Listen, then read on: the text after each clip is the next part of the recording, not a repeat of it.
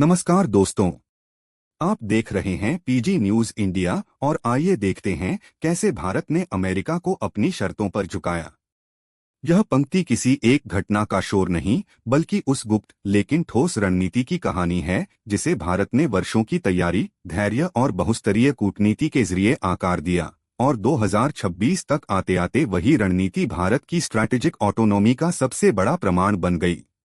शीत युद्ध के बाद लंबे समय तक भारत को या तो गैरपक्षपाती या संतुलन साधने वाला देश कहा गया, लेकिन 2020 के दशक के मध्य तक भारत ने यह साफ कर दिया कि उसकी विदेश नीति किसी के खिलाफ नहीं बल्कि अपने हितों के लिए है।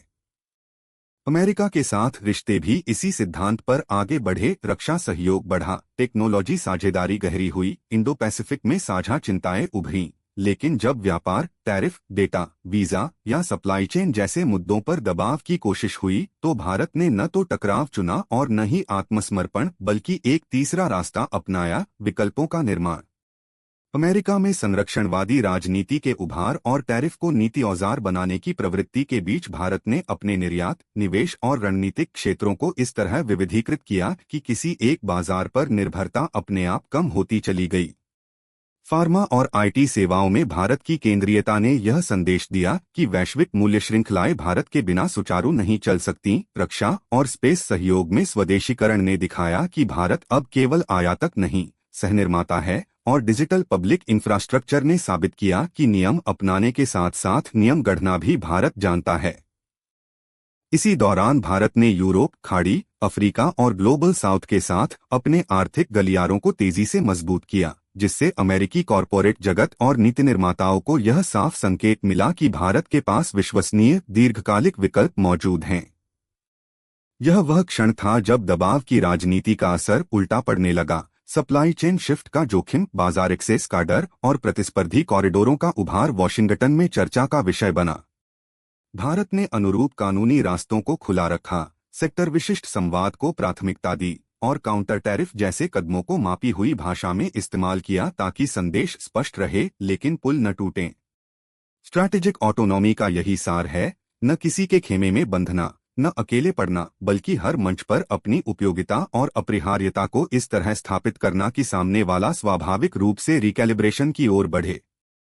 2026 तक यह रणनीति रंग लाती दिखी क्योंकि अमेरिका को भी समझ में आने लगा कि भारत के साथ रिश्ते दबाव से नहीं, बराबरी और सम्मान से आगे बढ़ेंगे। यह झुकना किसी औपचारिक घोषणा में नहीं दिखा बल्कि नीतिस्वर के बदलने, बातचीत के दरवाजों के खुलने और सहयोग के नए फ्रेमवर्क में प्रकट हुआ। भारत के लिए यह केवल एक कूटनीतिक जीत नहीं थी बल्कि उस आत्मविश्वास की पुष्टि थी जो आत्मनिर्भरता, बहुपक्षीयता और घरेलू क्षमता निर्माण से आता है। स्ट्रैटेजिक ऑटोनॉमी ने भारत को यह शक्ति दी कि वह सुरक्षा में साझेदारी करे, अर्थव्यवस्था में प्रतिस्पर्धा बढ़ाए और तकनीक में सहयोग गहरा करे, बिना अपनी शर्तें छोड़े। यही कारण है कि इस कहानी को सीक्रेट कहा जाता है, क्योंकि इसमें कोई एक नाटकीय मोड़ नहीं बल्कि सैकड़ों छोटे फैसलों, शांत लेकिन सटीक कदमों और विकल्पों के जाल से बुनी गई सफलता है।